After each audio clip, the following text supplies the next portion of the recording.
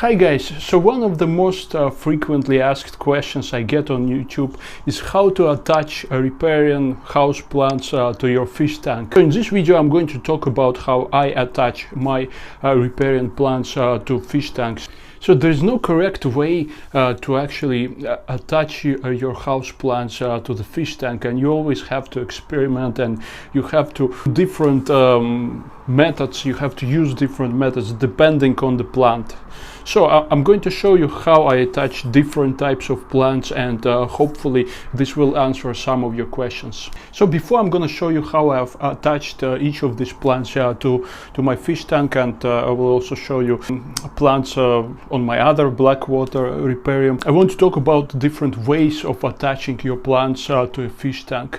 So quite a lot of people are actually using various plastic pots and plastic containers and plastic planters, similar to what you will use for pond plants, which will be then attached to the back of your tank with some sort of hooks or some sort of connectors.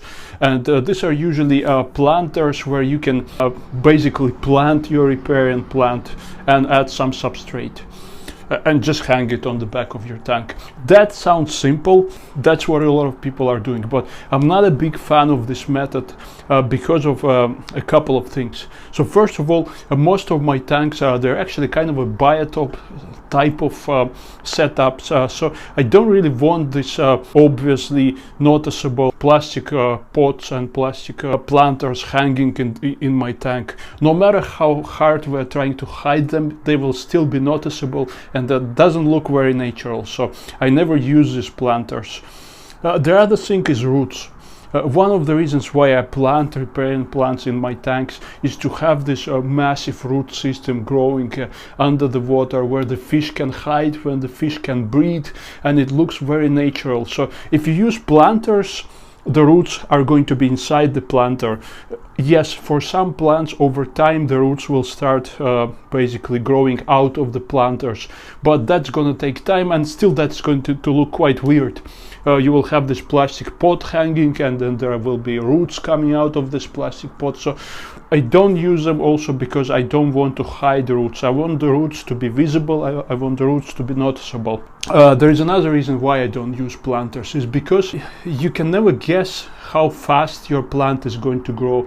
For some plants, like for example monstera or some pothos plants or peace lilies, they can grow quite large and they can grow quite fast, so they might outgrow those planters, and you will realize that you will have to replant them somewhere else. So you need a larger planter, and that means that this planter will occupy even more space in your tank. I don't have particularly large tanks, and I don't have too much space for planters in my tank, so that's why I always plant riparian house plants with their roots in water. I never use any planters.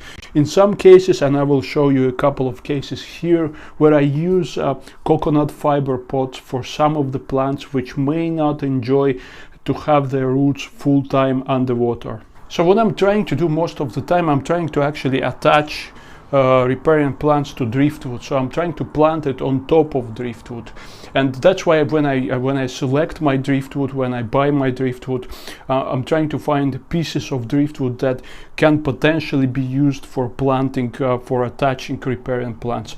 So let's have a look at how I have done this sort of thing in this fish tank. So over here you can see this massive anthurium plant and a couple of peace lilies.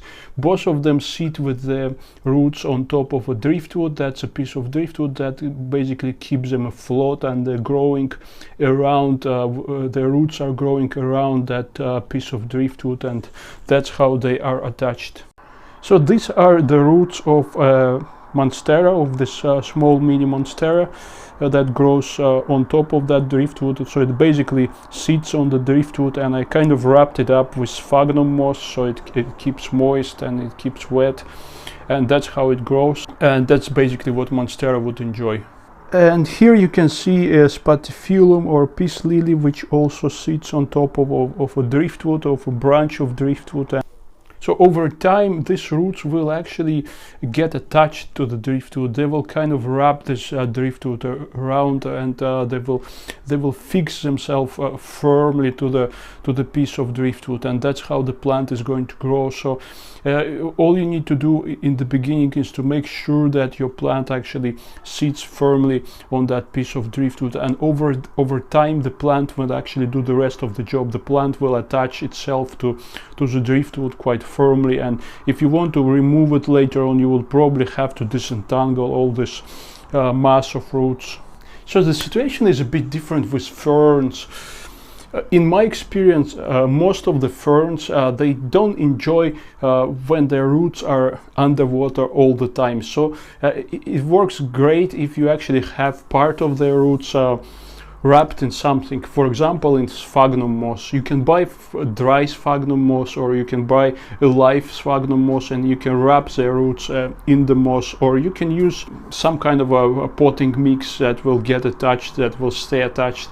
You can wrap their roots with something, and you can put them on top of a driftwood, making sure that lower parts of their roots are actually in water. Not all of their roots, but just some parts of their roots, and that's how they grow the best, at least in my case. Maybe you can possibly immerse all of their roots underwater and they will be fine, but in my experience they used to thrive as long as only half of their roots are underwater.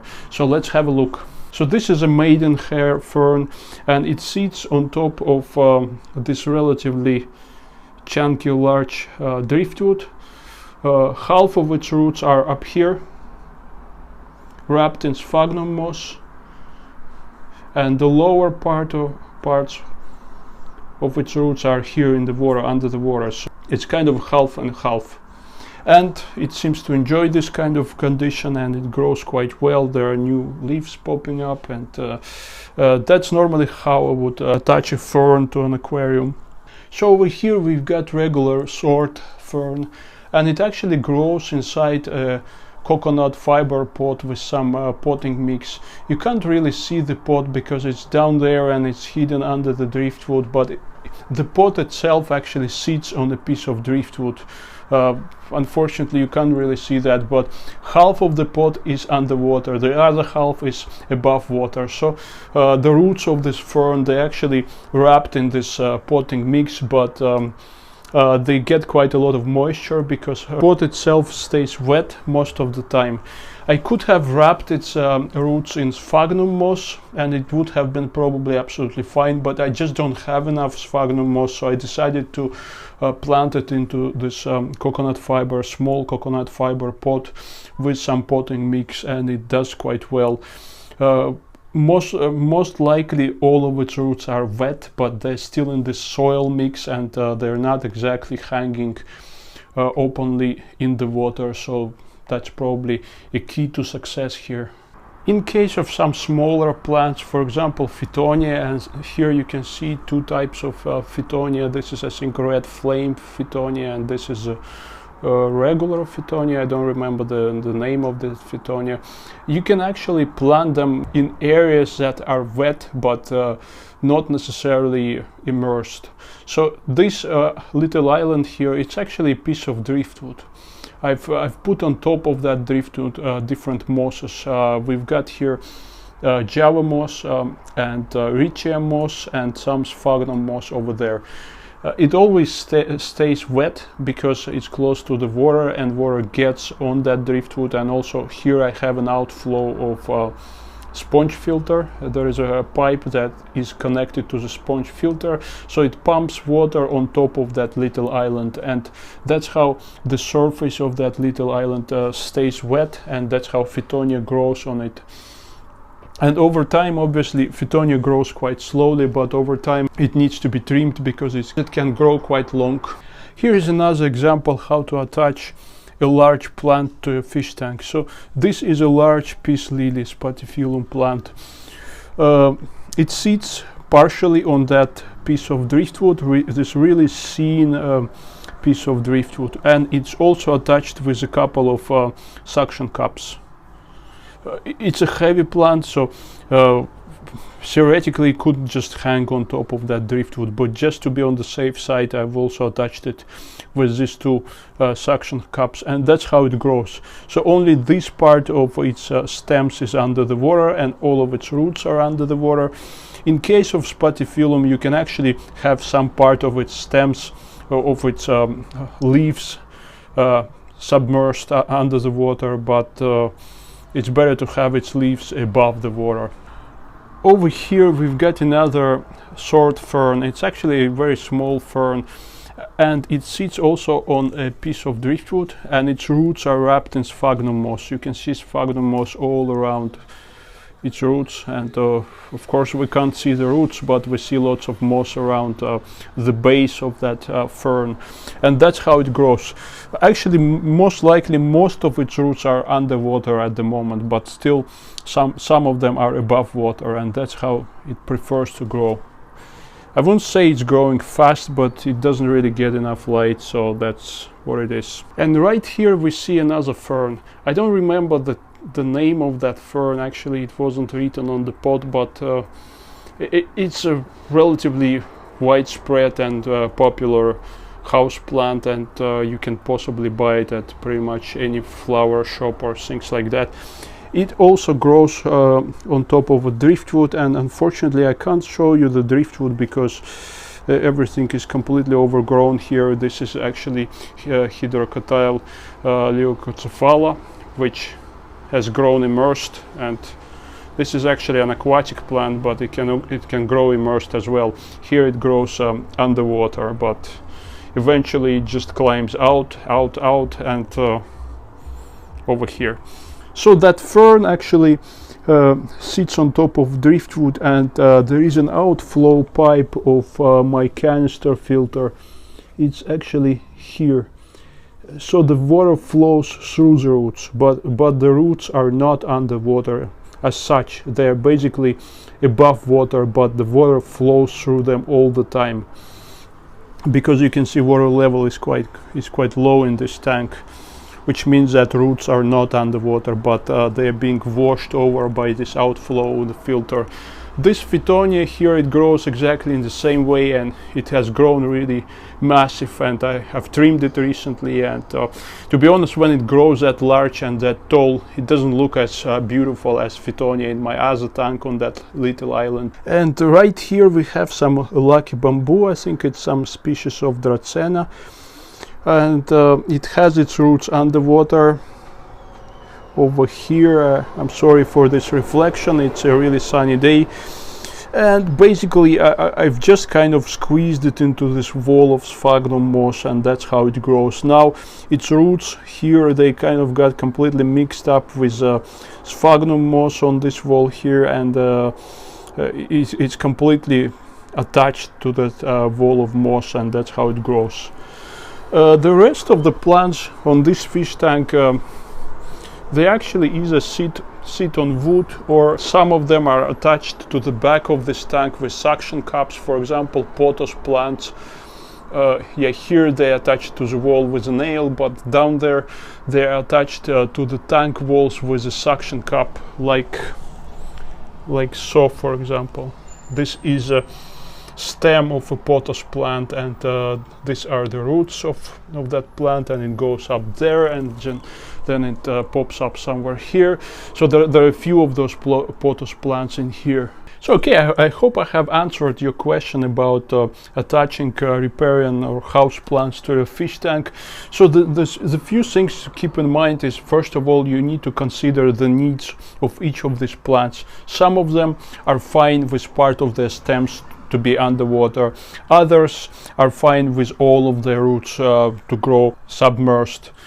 And yet others probably not feel comfortable if all of their roots are underwater. So you need to kind of consider the individual requirements of all these plants when you're adding them to your fish tank. But overall, what I'm trying to do is to put all of these plants on top of driftwood in one way or the other. Obviously all of these pieces of driftwood are different. There's no absolutely similar and absolutely equal pieces of driftwood, and when you have driftwood and when you make a escape in your tank, you always have to play around with this driftwood wherever sits better, where places, corners where they look better. And that's how I basically try to attach these plants to different pieces of driftwood, making sure that their roots are underwater, they're kind of growing, sitting on that driftwood with their stems and their leaves popping out outside of water. And most of the time it works fine, even if the plant doesn't look secure on top of your driftwood. It's gonna take a time, and as the plant starts growing, it will eventually attach itself to that piece of driftwood, like it would happen in the wild, in nature, and that would look very natural. So for example, all of these plants, initially they didn't look maybe very comfortable on those pieces of driftwood where I attached them, but eventually they kind of positioned themselves in the most convenient for them way, and this is how they started growing. So just think about the ways that you find comfortable. If you find comfortable planting your riparian plants in planters, in plastic pots, then go for it. In my case, I don't want to see any plastic pots hanging in my tank, because this tank looks like a piece of jungle. It looks very natural and it looks very biotop style, and I don't really want something that doesn't fit into this picture. But it's totally up to you. If you're more comfortable with pots and planters, you go for it. Okay, so I hope this video was useful. Leave your comments in the comment section. Don't forget to subscribe if you haven't subscribed yet, and I will see you very soon.